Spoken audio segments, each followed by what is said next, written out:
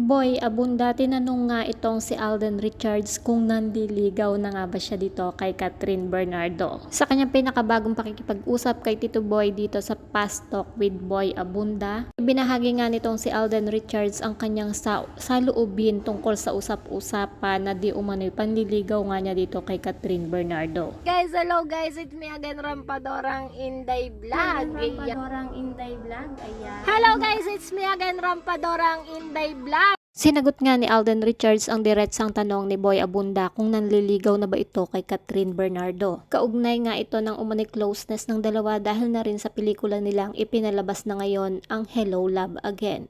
Aminado si Alden na kung ano man ang meron sa kanila ni Catherine ngayon ay labis niyang pinahalagahan. Anga niya, nakilala na rin niya ang pamilya nito na hindi raw umano iba ang trato sa kanya. OMG, nasa puso at isipan? Confirm nga kaya na sila nang ang dalawa? Nasaan si Catherine Bernardo sa buhay mo ngayon, Alden?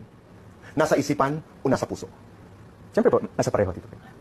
Sabi nga, pag nasa puso at isipan ka ng taong nagmamahal sa'yo, it means kayo na. Yun nga ang sinabi ni Alden na day 1 to forever, wala na. Tapos na ang usapan, tapos na ang laban.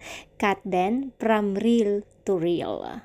Oops, walang kokontra. So that's it guys. Kinilig ba kayo sa interview nga nitong si Alden Richards kay Tito Boy Abunda?